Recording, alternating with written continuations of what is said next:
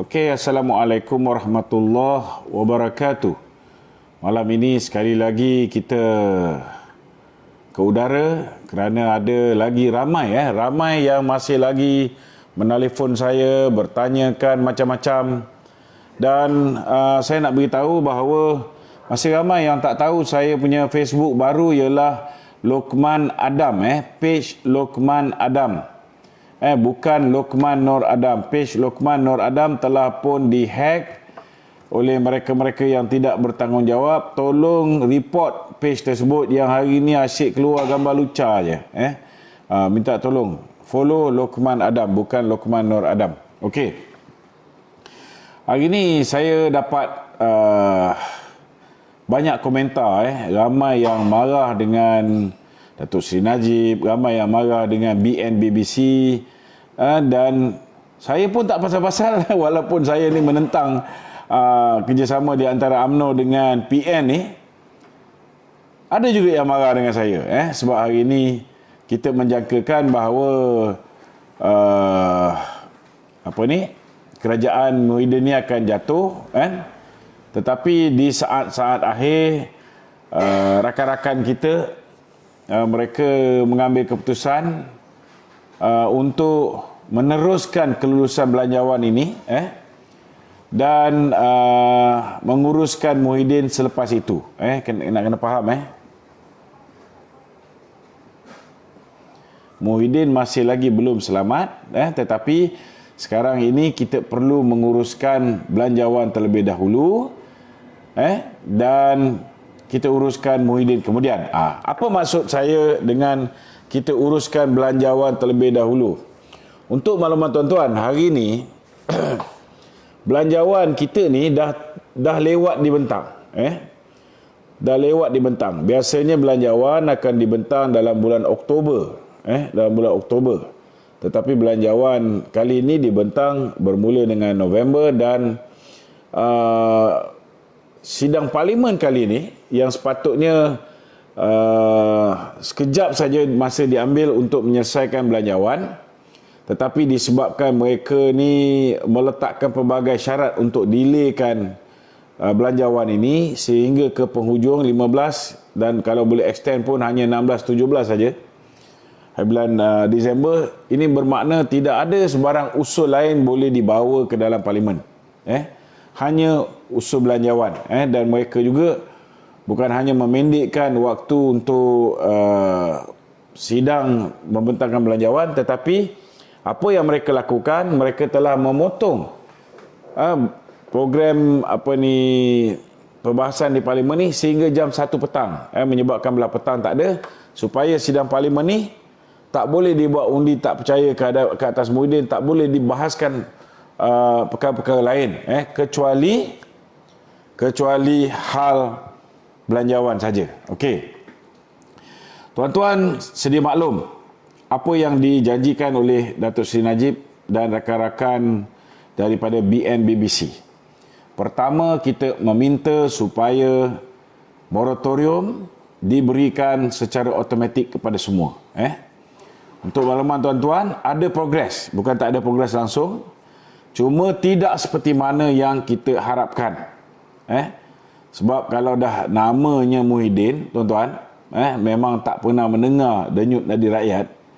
Dan Menteri Kewangan dia pun baru pun belum apa-apa dah pandai menipu. Bukan setakat pandai menipu, boleh mengayakan mak dia pula dengan anak Tan Sri Muhyiddin melalui projek direct nego yang melibatkan Tali Works di negeri Kedah kerjasama dengan BDB negeri Kedah. Dan ini menyebabkan, saudara, banyak tuntutan yang dibuat oleh BNBBC tidak dipenuhi sepenuhnya. Tapi ada progres. Contohnya macam moratorium, disebabkan desakan-desakan yang dibuatkan oleh BNBBC, maka begitu juga dengan kepimpinan Barisan Nasional, Datuk Zahid pun ada buat sokongan kepada cadangan Datuk Seri Najib. Setidak-tidaknya hari ini mereka sudah memberikan moratorium secara automatik kepada mereka yang dari kumpulan The B40. Hari ini saya pun alhamdulillah telah mendapat panggilan, dapat juga moratorium tu. Maknanya dan bila kita bangkitkan, sebelum ni kita bangkitkan macam mana 26 hari bulan baru si Zafrul ni membuat kenyataan memberikan moratorium selama 3 bulan, tiba-tiba bila kita hubungi bank, moratorium tu bermula daripada bulan Oktober, November, dah lepas pun, dan kalau kita mohon pun kalau dapat, kita hanya dapat untuk bulan Disember. Tapi alhamdulillah tadi pihak bank memaklumkan bahawa moratorium ini akan bermula daripada 15 Disember tuan-tuan, maknanya hari ini. Dan moratorium ni diberikan selama 3 bulan, 3 bulan daripada 15 Disember sehingga 15 Februari. Maknanya kita dapat 3 bulan. Masih belum cukup. Jadi perjuangan kita belum habis, saudara. Perjuangan belum habis, tetapi saya nak cerita sikit apa yang telah kita berjaya capai. Kedua, dari segi permintaan kedua BNBBC ialah supaya dibenarkan untuk pencarum-pencarum KWSP mengeluarkan maksimum RM10,000 secara one off. Yang ini masih belum dicapai. Tetapi daripada tak ada, alhamdulillah hari ini The B40 yang menepati kriteria sudah pun disenaraikan. Maknanya ada ramai yang sepatutnya tak dapat, tetapi sudah pun memperolehi. Cuma yang kita sedih, kita nak supaya kesemua pencarum dibenarkan secara automatik. Jadi saya nak beritahu dengan tuan-tuan, jika tak ada cara lain untuk kita memastikan bahawa dua permintaan BNBBC ini diluluskan, caranya cuma satu, kita kena turunkan kerajaan yang sedia ada. Yang itu kita akan buat selepas ni. Okey. Ketiga, tuan-tuan, kenapa perlu luluskan? Sebab Dato' Sri Najib kata peringkat awal dalam tulisan dia dalam blog dia, pertama dia kata jangan bimbang, kita masih lagi boleh tekan mereka ni. Sebab sebaik saja kita menyokong belanjawan di peringkat dasar pada 26 hari bulan November lepas, kita dengar kenyataan yang keluar daripada mulut Zafrul seolah-olah dia bersetuju dengan syarat-syarat yang ditetapkan oleh BNBBC. Tapi akhirnya kita mengetahui bahawa kita semua telah dikencing, tuan-tuan, telah dikencing. Tetapi Dato' Sri Najib kata, kalau mereka tidak melaksanakannya, maka kita ada dua pilihan. Pertama, kita akan tolak di peringkat jawatankuasa, iaitu hari ini. Dan yang kedua, Dato' Sri Najib mengatakan bahawa kita boleh melakukan sesuatu. Maknanya kita tahu apa nak buat, mengajar pemimpin-pemimpin yang tak boleh faham bagaimana keadaan rakyat hari ini di peringkat akaumi. Dia tak beritahu nak tarik diri daripada kerajaan PN, tetapi bacaan saya, ini bacaan saya, jangan cakap Dato' Sri Najib cakap. Bacaan saya ialah menarik diri daripada menyokong kerajaan Muhyiddin Yassin. Untuk makluman tuan-tuan, hari ini apabila berlaku undi berbelah bagi ni, hanya 111 orang yang menyokong belanjawan. Ini bermakna, tuan-tuan, daripada 111 orang ni pun ada seorang daripada bebas. Maknanya sesedara hari ini jumlah sokongan kepada Muhyiddin Yassin paling banyak pun 111 orang, termasuklah mereka yang pada hakikatnya sudah tidak menyokong Muhyiddin Yassin. Jadi hari ini apa yang Tan Sri Muhyiddin perolehi melalui kelulusan belanjawan itu tidak boleh ditafsir sebagai sokongan kepada Tan Sri Muhyiddin Yassin. Kenapa saya kata begini? Pertama, saudara, kerana kita sudah pun melihat surat daripada Datuk Panglima Bijaya yang mengatakan bahawa ke bawah dulu tuanku mengharapkan supaya ahli-ahli parlimen berhenti politicking dan memberikan sokongan kepada belanjawan. Okey. Jadi saya yakin bahawa salah satu perkara yang menyebabkan rakan-rakan daripada BN ini sukar untuk menolak permintaan daripada Kebawah Duli Tuanku. Ini antara perkara yang menjadi perkara utama yang menyebabkan mereka akhirnya mengambil keputusan untuk meluluskan belanjawan tersebut.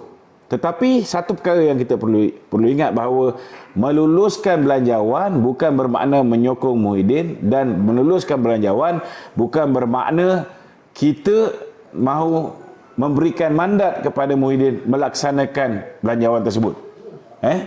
Muhyiddin pasti tidak akan melaksanakan belanjawan ini, tuan-tuan. Belanjawan ini kita luluskan untuk kerajaan selepas ini. Yang ini kena jelas. Kenapa saya kata begitu? Kerana selepas saja ahli-ahli parlimen daripada BN menghormati keputusan dan nasihat daripada baginda Tuanku Yang di-Pertuan Agong, maka selepas ini kita tidak terikat. Kita tidak lagi terikat untuk memberikan sokongan kepada Muhyiddin untuk kekal sebagai Perdana Menteri. Okey. Dan yang ketiga, saudara, yang perlu tuan-tuan ingat, disebabkan kita lewat untuk mengadakan pembentangan belanjawan, bulan 11 baru membentang, dan hari ini 15 hari bulan baru selesai belanjawan itu diluluskan. Kalau misalnya tidak lulus, kita tidak mempunyai cukup masa, tuan-tuan. Kita hanya ada 15 hari je tinggal. Tinggal 15 hari saja untuk membuat satu sidang parlimen, untuk tukar kerajaan, untuk buat satu sidang parlimen bagi meluluskan belanjawan supaya kaki tangan awam boleh dibayar gaji untuk tahun depan. Okey.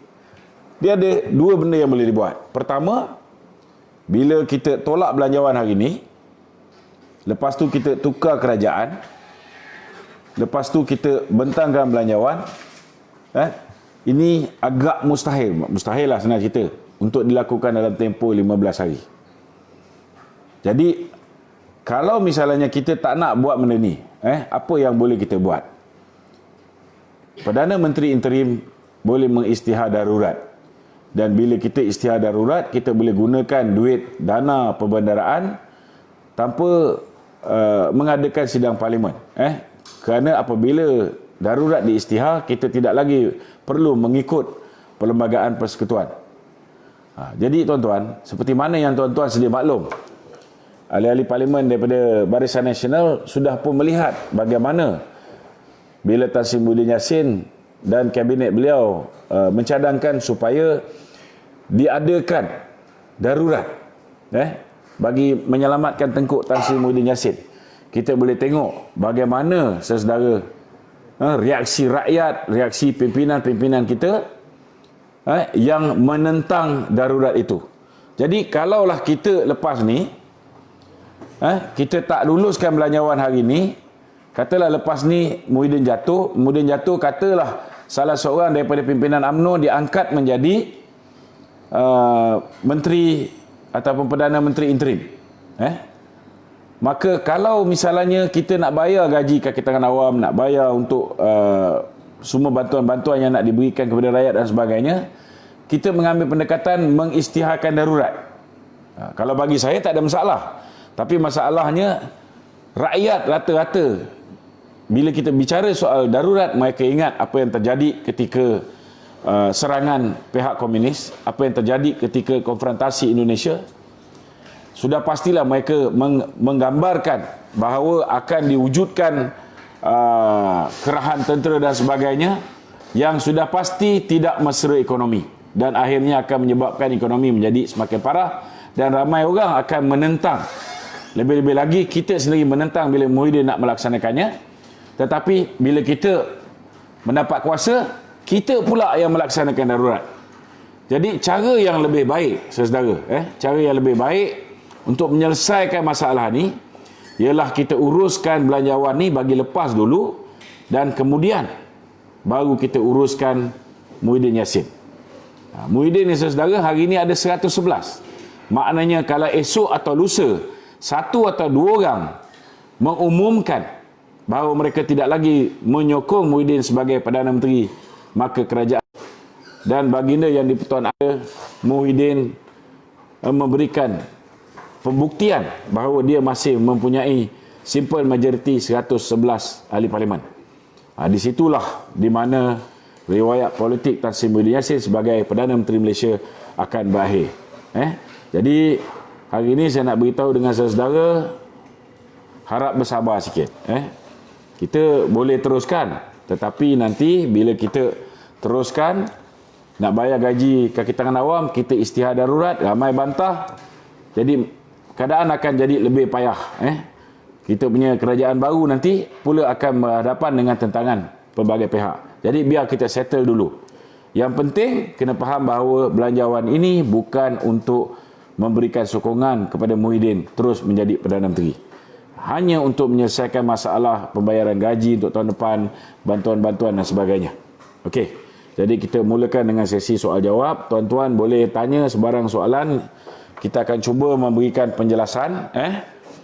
Jangan kita cepat melompat kata Datuk Seri Najib tipu dan sebagainya. Kata apa ni, yalah macam-macam saya baca. Saya faham tuan-tuan boleh marah. Tuan-tuan marahlah sepuas-puas hatinya. Kerana sudah pastilah kalau Datuk Seri Najib pun dia nak melihat kerajaan yang zalim, yang tak dengar kata rakyat ni turun. Tetapi apakan daya, kita kena pastikan disebabkan kita kesuntukan masa, cuma tinggal 15 hari, tak mungkin kita boleh tukar kerajaan dalam masa yang begitu singkat. Tak mungkin kita boleh bentangkan satu lagi belanjawan di bawah kerajaan baru. Jadi cara yang terbaik ialah selesaikan dulu, lepaskan dulu belanjawan ini, kemudian baru kita uruskan Tan Sri Muhyiddin Yassin.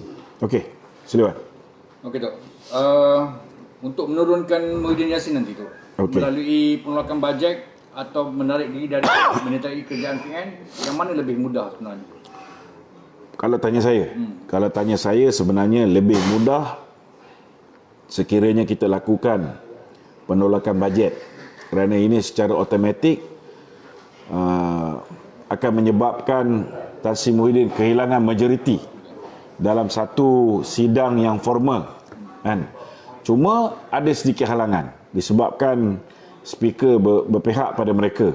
Sekiranya ada sebarang usaha untuk selain daripada penolakan bajet, maknanya nak melakukan undi tak percaya, tak ada harapan. Tak ada harapan. Jadi sebaik-baiknya ialah dengan menolak belanjawan. Dekat luar ni ada risiko. Maknanya bila mereka menggunakan plan B. Plan B ialah mereka luluskan belanjawan, kemudian baru uruskan Tan Sri Muhyiddin. Okey. Ada risiko dia. Apa risiko dia? Mungkin proses untuk membuktikan bahawa orang lain mempunyai majoriti lebih daripada 111 bagi membuktikan bahawa Muhyiddin Yassin sudah kehilangan. Itu akhirnya memerlukan tindakan daripada baginda Yang di-Pertuan Agong.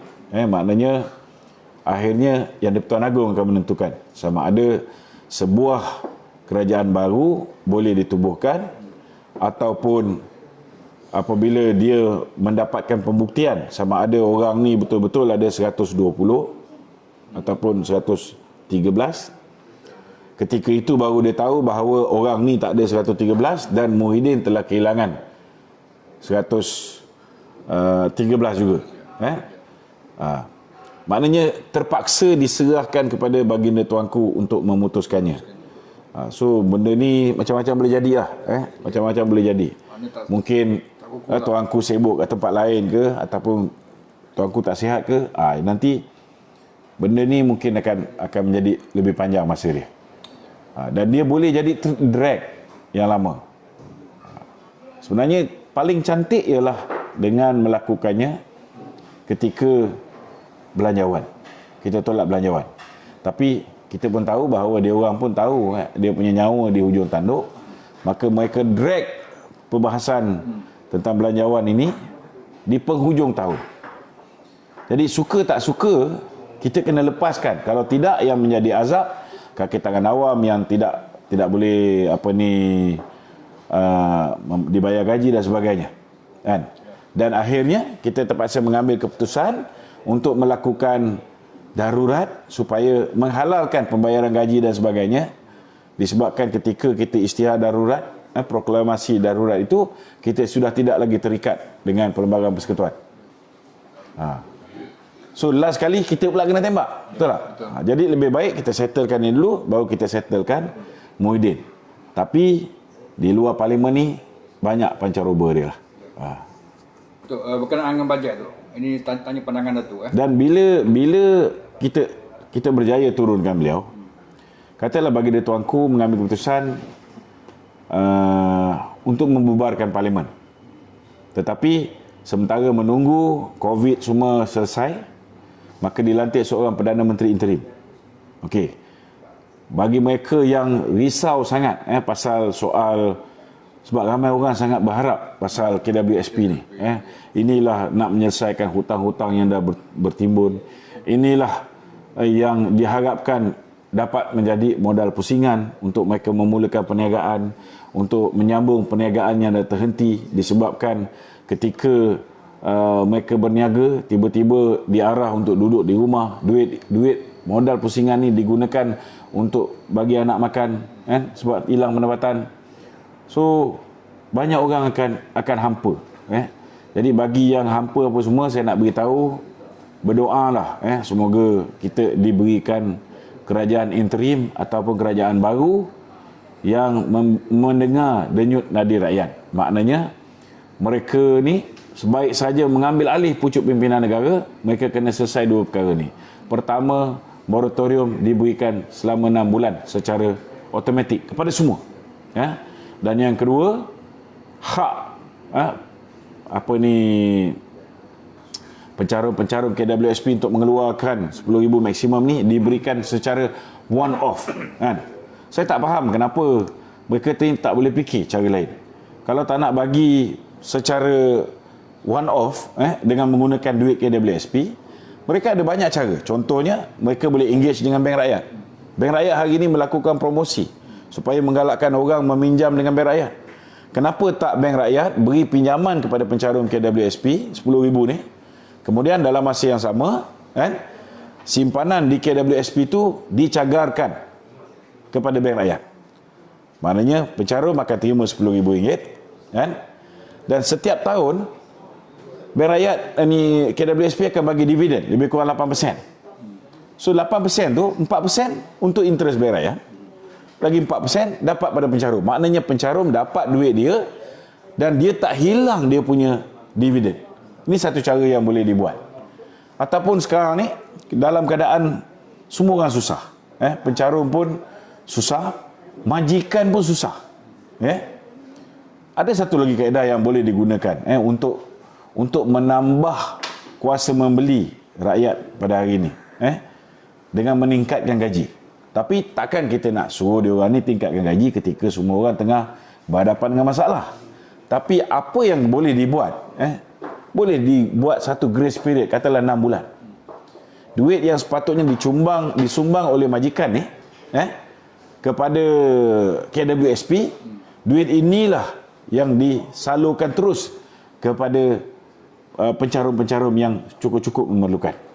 Ini salah satu cara yang boleh digunakan, daripada membenarkan mereka keluar RM500 satu bulan tu, duit caruman majikan tu diberikan terus. Ini satu kaedah yang boleh digunakan. So jangan bimbang, saya yakin interim Prime Minister ataupun kerajaan baru nanti akan memastikan sebaik saja mereka berkuasa, mereka akan terus luluskan dua perkara ni, moratorium secara automatik, begitu juga dengan KWSP. Ini tak perlu dibawa kepada parlimen.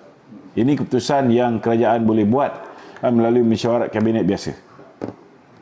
Okey. Begitu, ini ada soalan pada netizen tu. Okey. Berkenaan dengan interim tadi tu. Dia kata BN kena ada satu kabinet bayangan lah kalau sekiranya Muhyiddin dijatuhkan. Jadi siapa yang nak jadi interim PM lah. Jadi orang kena nampak sekarang siapa yang nak jadi PM interim.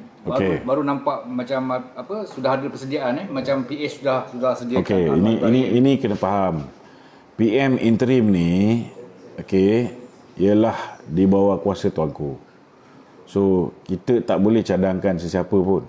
Itu atas tuanku, dia nak lantik siapa pun kan. Malah dia boleh tak lantik orang politik.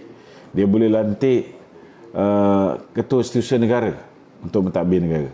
Dia boleh lantik Panglima Angkatan Tentera untuk mentadbir negara. Atau dia boleh lantik mana-mana ahli politik yang diyakini boleh memperkukuhkan ekonomi negara, boleh memulihkan hubungan diplomatik, boleh meyakinkan pelabur untuk kembali ke Malaysia dan boleh melakukan perkara-perkara dalam sudut pentadbiran dan sebagainya.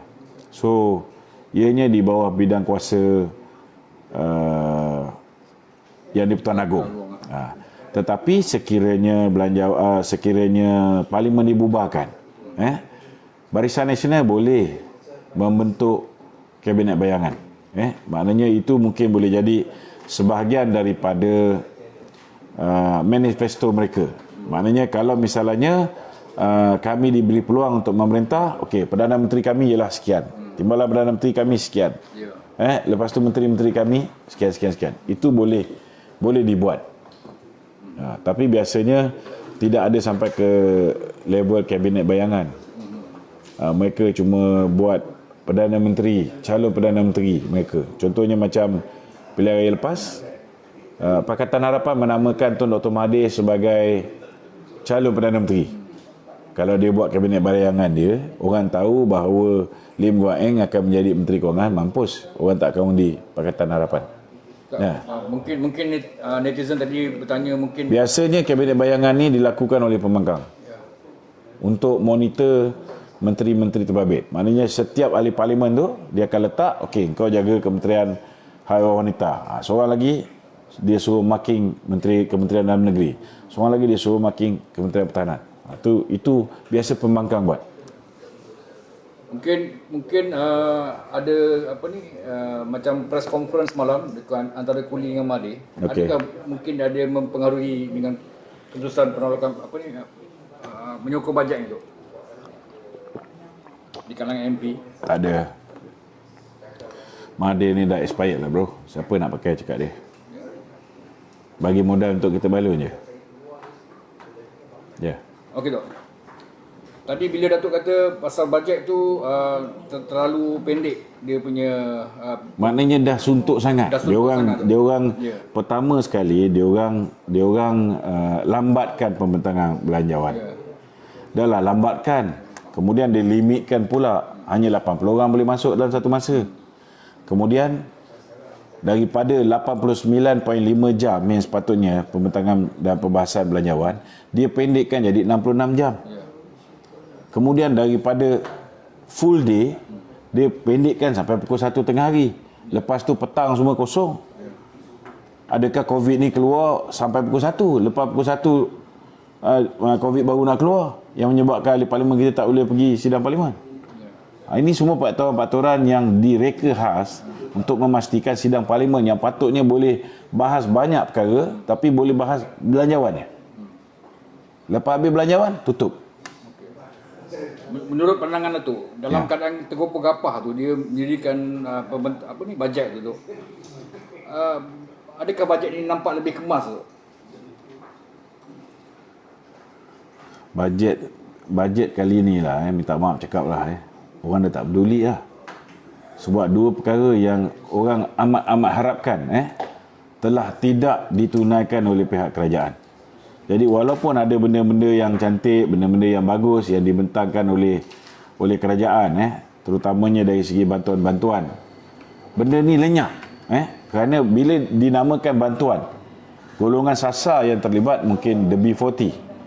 Tapi hari ni yang terkesan bukan hanya B40, M40 dah jadi B40, dan ada yang the top 20 pun ada yang sudah layak untuk menerima bantuan. Tapi sudah pasti mereka tak terima kerana bergantung kepada income tax tahun lepas sebelum berlakunya COVID. Betul tak? So ini yang menyebabkan ramai orang yang marah. Mereka mengharapkan duit mereka sendiri. Dan duit mereka sendiri bukan hanya boleh menyelamatkan diri mereka. Bila mereka menyelesaikan masalah-masalah mereka, membayar hutang-hutang mereka, termasuklah menggunakan duit itu untuk memulakan perniagaan, untuk menambah pendapatan yang dah merosot. Ini akan membantu kepada pertumbuhan ekonomi negara juga. Dia macam stimulus package. So, saya tak faham kenapa orang yang gila ni tak boleh bersetuju dengan dua cadangan Datuk Seri Najib, iaitu memberikan moratorium dan juga KWSP. Moratorium pun sama. Bila duit yang patutnya dibelanjakan, untuk duit yang patut dibelanjakan untuk bayar pihak bank, duit ni digunakan untuk belanja harian mereka. So ini akan menambah kuasa membeli pengguna. Ekonomi hanya akan berkembang bila ada banyak kecairan di pasaran, ada lebih kuasa membeli. Ini kena faham. Okey, baik Tok. Kita nampak banyak netizen meluahkan rasa marah kepada Datuk Seri Najib, pihak BN, UMNO, dan juga ada yang marah kepada Datuk sebabkan kerana isu KWSP dan moratorium ni. Tapi sebenarnya kena adil lah. Kalau nak marah kat saya, kalau saya ada undi, saya tidak mengundi untuk menolong rakyat, bolehlah marah. Ya, betul. Tapi dari segi strateginya, nak salahkan Datuk Najib pun tak boleh. Tapi yakinlah. Dia kata dua perkara. Pertama, kita boleh ajar pemerintah yang zalim ni, dia tak cakap zalim. Saya yang cakap kan. Kita boleh ajar mereka ni melalui undian di peringkat jawatankuasa, ataupun selepas itu bila-bila masa kita boleh buat sesuatu. Saya tolong define buat sesuatu ni, termasuklah menarik diri daripada kerajaan Perikatan Nasional. Kalau katalah diorang ni, Mahmudin ni berjaya membeli hampir semua, tetapi kena ingat, 2 orang tarik diri daripada kerajaan Muhyiddin tumbang. 2 orang je.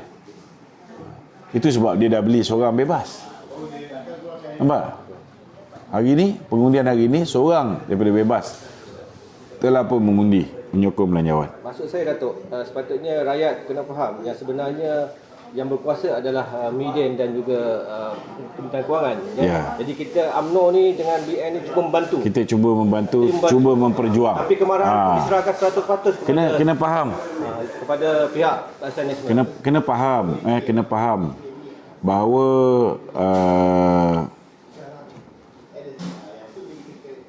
Datuk Seri Najib cuba melakukan yang terbaik. Cuba membantu. Cuma dari segi strateginya, kalau misalnya kita gairah sangat nak cepatkan juga kejatuhan Muhyiddin ni, saya bimbang, mereka pun bimbang, takut yang menjadi mangsa kaki tangan awak. Kita boleh kita boleh teruskan niat kita untuk melakukan apa yang kita patut lakukan, tetapi yang akhirnya menjadi mangsa kaki tangan awam. Bukan sikit jumlah dia, hampir 1.6 juta orang. Apa kita nak jawab dengan mereka kalau gaji mereka ni tidak dibayar, Kita boleh lakukan emergency, kita boleh lakukan proklamasi darurat, tetapi kena ingat, hari itu bila Muhyiddin nak buat darurat, kita pun terlibat sama membalon. Jadi tiba-tiba bila kita dapat kuasa, kita pula yang dipanggil melakukan darurat. Jadi orang akan kata kita double standard. Betul tak? Jadi banyak benda yang mungkin difikirkan oleh Datuk Seri Najib. Banyak benda. Ya, Datuk. Ya. Datuk, dengan menyokong bajet ini oleh member daripada Barisan Nasional UMNO dan kegagalan membawa isu KWSP dan moratorium yang dijanjikan oleh BN, tidakkah sokongan UMNO akan berkurangan dan ini akan menambah sikit sebanyak berpindah alih ke Pakatan Harapan di masa akan datang? Saya yakin ianya memberi kesan. Tetapi sebaik saja katalah 2-3 hari ini tiba-tiba mereka mengambil keputusan untuk tarik diri daripada Kerajaan Perikatan Nasional. Maka keadaan akan berubah. Kalau kita berjaya tukar kerajaan dan kerajaan baru tu bagi dua perkara ni. Dan kemudian buat plan of action, macam mana nak mempelbagaikan sumber pendapatan negara, macam mana nak overcome our current economic situation yang dah makin lama makin parah ni, kan? Kalau ini semua dapat dilakukan dengan baik dan rakyat dapat melihat perubahan yang berlaku. Pertama dari segi kuasa membeli rakyat bertambah, menyebabkan ekonomi pun bertumbuh semula lebih baik. So ini akan memberikan kesan kepada kerajaan baru tu nanti, dan sudah pastilah orang yang marah sangat tu akan kurang sikit. Sebab last kali ni sebenarnya ramai kat luar sana ni mereka nak UMNO kembali. Yang menyebabkan hari ni ramai kecewa ni seolah-olah kerana pemimpin BN ni telurnya dipegang oleh Muhyiddin Yassin. Saya nak beritahu, bukan semua orang dia boleh pegang. Jadi jangan bimbang. Kita ada satu orang lagi yang kita masih boleh harapkan. Kalau orang ni pun dah tak ada dalam UMNO, aku pun tak harap kat UMNO ni, bro. Betul tak? Masih ada cahaya di dalam UMNO ni. Masih ada orang yang boleh kita letakkan harapan kita. Kalau dia pun dah tak mengharap lagi pada UMNO, masa tu kita buat parti lain lah, kan? Kita buat UMNO 2.0. UMNO juga, kan? Dengan harapan satu hari nanti kita akan kembali bersatu juga akhirnya, kan? Lepas kita betulkan kepimpinan UMNO yang pekak ni. Okey Tok, saya ada satu soalan Tok Okey, tekanan after tekanan diberikan kepada pihak kerajaan oleh Barisan Nasional supaya memenuhi permintaan rakyat. Tapi sehingga saat akhir kerajaan masih lagi tidak memenuhinya. Adakah ini disebabkan kerana tidak mahu memberi kredit kepada pihak Barisan Nasional? Itulah dia. Adakah itu tujuan dia? Kalau kita tengok dulu bila mereka mendengar nasihat Datuk Seri Najib, mereka bagi BPN, mereka bagi moratorium, mereka bagi pencara untuk keluarkan duit KWSP. Dari segi populariti ketika itu, populariti Muhyiddin pun bagus, kan? Bila dia ikut nasihat-nasihat Datuk Seri Najib. Tapi bila orang mempertikaikan, alah ini semua Datuk Seri Najib punya ni, kan, idea. Mana idea Muhyiddin sendiri, kan? So idea-idea Datuk Seri Najib ni mula ditolak. Dan bila idea Datuk Seri Najib ni ditolak, maka kita tengok akhirnya dengan Muhyiddin pun ditolak. Betul tak? Kalau dia kata dia ni dia punya prestasi lebih baik, image dia, populariti dia lebih baik, saya cabarlah, buatlah pilihan raya sekarang. Tengok apa akan jadi. Kan? Bertanding solo. Bertanding atas tiket PPBM. Tak payah mengharapkan UMNO. Tak payah kerjasama dengan UMNO. Kan? Tak adalah geng-geng Publika macam Anwar Musa, Hamzah Zainuddin, Azmin Ali, Syamuddin dan yang lain-lain, Taqiyuddin ni semua beria-ria nak memastikan supaya supaya gagasan perdana yang baru ni diwujudkan, dan BN serta PN duduk di bawah gagasan perdana. Betul tak? Betul. Okey, ada lagi? Last tu. Last. Okey. Maknanya KWSP isu moratorium ni bukanlah manifesto daripada UMNO sebenarnya. Ini maknanya kita hanya membantu rakyat. Itu adalah cara yang paling mudah untuk pertama ringankan beban rakyat, dan yang kedua membolehkan pertumbuhan ekonomi bertumbuh dengan lebih cepat.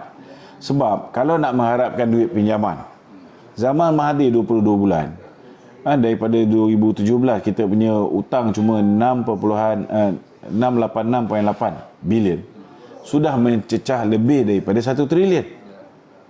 So bila dah terlalu banyak, kita ada shilling kita 55%. kita punya hutang ni tak boleh lebih daripada 55% daripada KDNK kita, keluaran dalam negara kasar.